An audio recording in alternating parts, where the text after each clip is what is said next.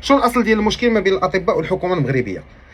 المشكل هو أن الحكومة المغربية بعد بحث قررت أنها تهبط عدد سنوات الدراسة من 7 سنوات إلى 6 سنوات، على أساس أن هناك العديد من الدول المتقدمة اللي عندها 6 سنين ديال الفورماسيون.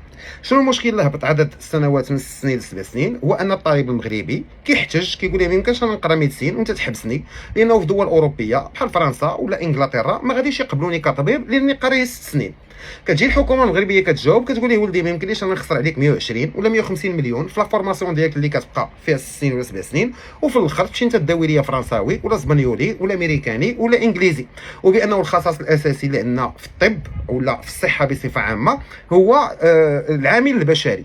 اذا هذيك الهجره ديال الادمغه الحكومه فكرات بانها غادي تحاربها بتخفيض عدد السنوات من 6 سنين الى 7 سنين، وانه ديك الاطباء غادي يقراو لي ميم موديول وغادي يكون عندهم يعني هذاك الفرق اللي غيكون من الناحيه ديال لي ستاج، ودوك لي ستاج اي بوف لي ريكوبيري لان من بعد كيخدموا مع الدوله، كيكون عندهم نورمالمون كونطرا ديال 8 سنين، ومن بعد بغيتي تخرج للخارج بغيتي تحل البريفي ديالك بغيتي دير اللي بغيتي. هذا هو اساس المشكل.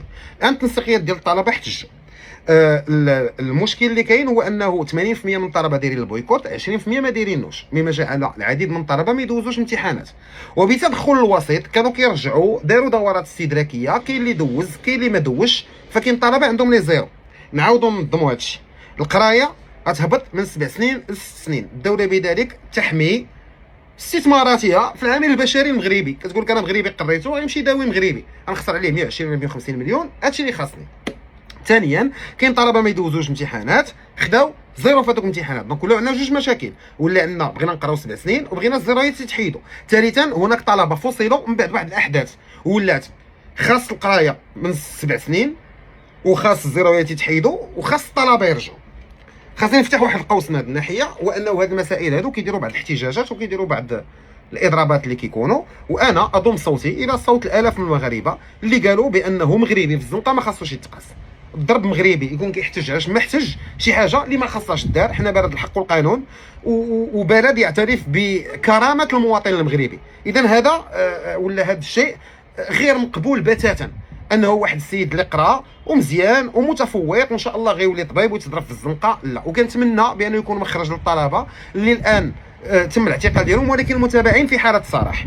واخا اذا الاشكاليه ديال 6 سنين ولا 7 سنين، الاشكاليه ديال لي زيرو اللي تعطاو، الاشكاليه ديال الطلبه المفصولين اللي خاصهم يرجعوا. كاين هناك خلافات حتى ما بين طلبه الاطباء اللي بويكوطاو واللي هما 80% واللي ما بغاو يكملوا قرايتهم اللي هما 20%. هناك كذلك مطلب من الاطباء انهم يعطيوهم مكاتب ديال التنسيقيات وسط لي فاكولتي، والحكومه ترفض رفضا باتا هذا، لان كتقول لك هي ما كتعترفش بالتنسيقيات، حيت التنسيقيات فيهم واحد المشكل يكومونسا بيلولي، يعني كيوليو بزاف. وهادشي هو اللي جعل الموضوع خطير وخرج عن السيطره واصبح ذلك مازقا. كاين عندنا واحد المؤسسه في المغرب سميتها مؤسسه الوسيط، مكلف بها طبعا بزاف ديال الاطر، وعلى راسها سي بن علو اللي هو شاب، واللي كيحاولوا انهم يلقاو مخرج مع هذوك طلبه الاطباء، وحتى كيقربوا انهم يلقاو الحل كيعاود يرجع هادشي ازير. فانا علاش درت لكم هذا الفيديو؟ باش تفهموا اصل المشكل، ها الصداع اللي كاين. كنتمنى انه يتلقى حل، كنتمنى انه هذا المشكل ما يكونوش عنده ابعاد واحده اخرى. والان لكم النقاش، واش بالنسبه لكم عاديه ان واحد يقرا في المغرب وتخسر عليه الدوله زباله ديال الفلوس ويخرج يخدم برا ما يعاود يرد والو لبلادو؟ واش بالنسبه لكم لا هذيك حريه شخصيه؟ نقرا انا في المغرب حيت جبتها بدراعي ونجحت بدراعي وما وراني حتى شي حد، ومن بعد عندي الحق انني نمشي لاي بلاد نخدم؟ واش بالنسبه لكم هذا الشد والجد باللي كاين غيوصلنا لشي حاجه؟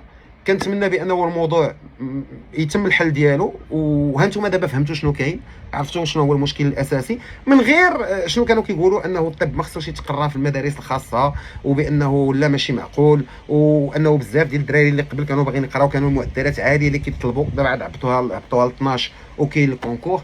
فانا بغيت غير نوضح لكم الامور تعرفوا اللي كاين. وكنعاود نقولها، انا ضد انه الطلبه الاطباء يتضربوا، انا ضد انهم يتحاكموا ويكونوا احكام ثقيله عليهم. نتمنى بانه هذوك الوليدات يتفكوا وتطوى وتبدا صفحه جديده.